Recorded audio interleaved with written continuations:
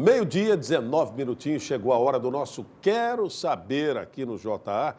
Hoje, para quem já está em busca de uma vaga de trabalho, e muita gente deve estar nessa situação. A gente já falou da importância do currículo, não é isso? Mas na hora de uma entrevista, o currículo está escrito. Agora, que pontos fortes ou fracos você tem? E os pontos fracos, nós precisamos superá-los. Acabam aparecendo mais, né, Elaine? A pergunta é, como driblar essa situação? A Vanessa Tobias, mamãe do João Ricardo, tá de volta. Cadê o marido? Seja bem-vinda! Coisa Que boa. mulher ligeira, tá com 29 dias 29 hoje. dias de delícia e de amor, nunca fui tão feliz. E tá bem? Mas estou mais feliz ainda porque consegui estar aqui de volta. Ai, Tô tem com um pacotinho saudades. lindo lá fora, esperando a mamãe que acabou de mamar e agora tá aqui para responder as suas perguntas. Bem-vinda, Vá. Obrigada, gente. Vamos ver quem é que vai ficar mais feliz com a tua volta aqui, além de tudo, no telão. Opa! Santa Catarina inteira está feliz com a tua volta. Olha Mário ótimo, né? Mário ótimo, né? Tem Ora, que mas ser caindo a bola, né? É só chutar. Vamos lá, vai com a Simone. Simone de Florianópolis, o que falar quando pedem para citar um fracasso que você teve na carreira e não há nada para contar? O que o recrutador quer com essa pergunta? Simone, assim, o recrutador, ele quer saber se a gente tem experiência, porque se a gente tem experiência, a gente tem alguns fracassos para contar. Isso quer dizer que é importante que a gente verifique em que momentos as coisas não saíram tão bem quanto a gente gostaria na nossa vida profissional. E, em levando os aprendizados, demonstrar que não tem problema nenhum se a gente fracassa, mas que a gente aprende para não repetir os mesmos erros. Então, é uma pergunta bastante importante. Demonstra que tem experiência. Muito bem, vamos ver. Que é que pergunta o Hamilton de São José. Eu tenho um excelente currículo, mas na hora da entrevista, eu começo a tremer, fico nervoso, ansioso, não consigo me apresentar. Como controlar isso e me destacar? Hamilton, o importante é que você ensaie antes, porque se a gente ensaiar antes, pega alguém da tua família e demonstra e pratica com essa pessoa perguntas que você sente mais nervosismo em responder, para que tu tenhas na tua cabeça e intuitivamente as respostas para dar.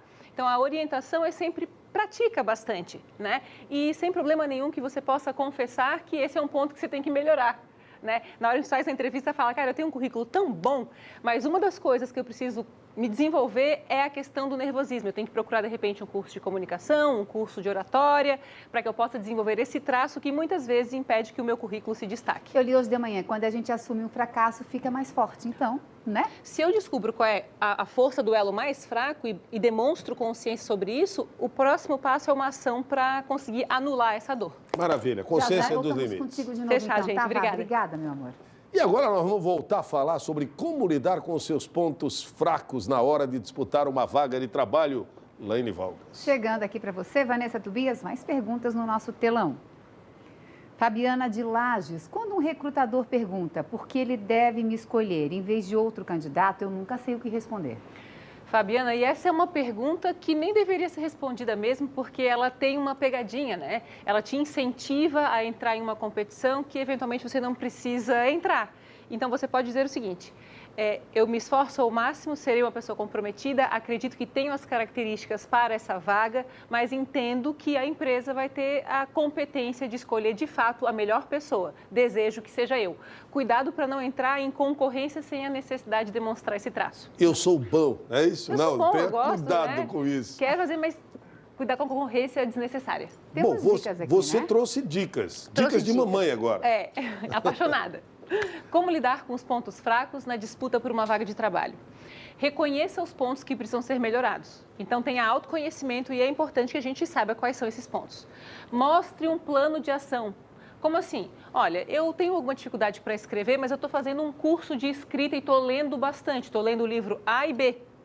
Então, o plano de ação é o fundamento para demonstrar que, além de autoconhecimento, a gente tem comprometimento em melhorar naquele traço. E tenha provas. Esse provas é para demonstrar que no passado a gente já desenvolveu um traço que a gente não tinha bem desenvolvido. Eu tinha dificuldade de me comunicar, não sabia usar o PowerPoint, não sabia usar o Word, fiz um curso, agora eu sei. Então, eu tenho esse engajamento. No passado eu fiz e vou fazer com os pontos que eu ainda não tenho bem trabalhados. Maravilha. Consciência dos limites e não aceitá-los exclusivamente como finais. Exato, perfeito. Vou superá-los. Perfeito. Tem mais perguntas, olha aí. Helena, de Florianópolis. Como eu escolho que ponto fraco eu devo citar na minha entrevista de emprego? Gostei que a Helena é estratégica, né? Quer saber. Esse é um ponto forte teu. O ponto que a gente deve escolher é aquele para o qual nós temos um plano de ação já engatado. Então, como eu citei aqui, olha, eu gostaria de me comunicar melhor e eu estou fazendo um curso de comunicação e oratória ou pretendo fazer, esse é o ponto que tu deves apresentar, aquele que já tem um plano de ação na manga. Ok, cabe mais uma produção, cabe, né? Vamos lá. São José Paulo pergunta: como definir meus pontos fracos e justificá-los nas entrevistas? Putz, que pergunta difícil, porque isso aqui é biográfico, né, Paulo?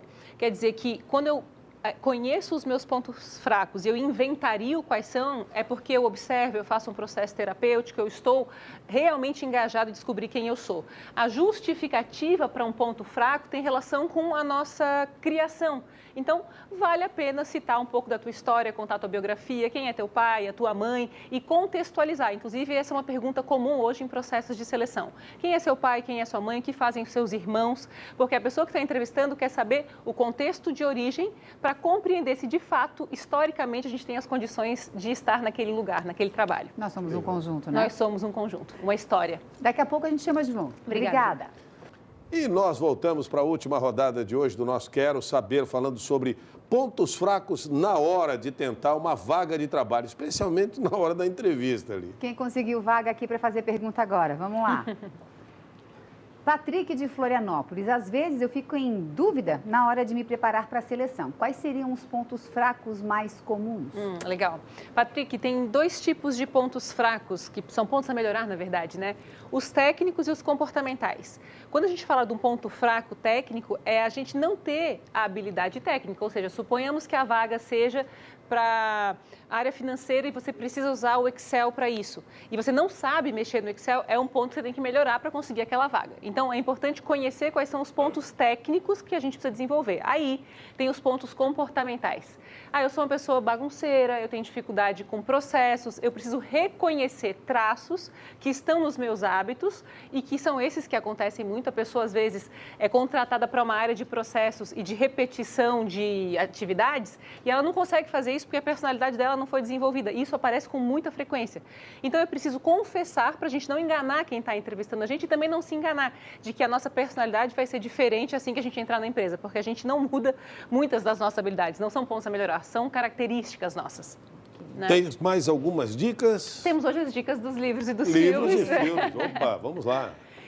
O livro Desperte Seu Gigante Interior, do Anthony Robbins, que é um autor clássico dessa área do autodesenvolvimento, e O Santo Homem, que eu desenterrei essa leitura, que fala parte da necessidade da gente desenvolver características voltadas para valores e princípios que antecedem as características técnicas, as habilidades técnicas e as comportamentais, e que está muito em falta, né?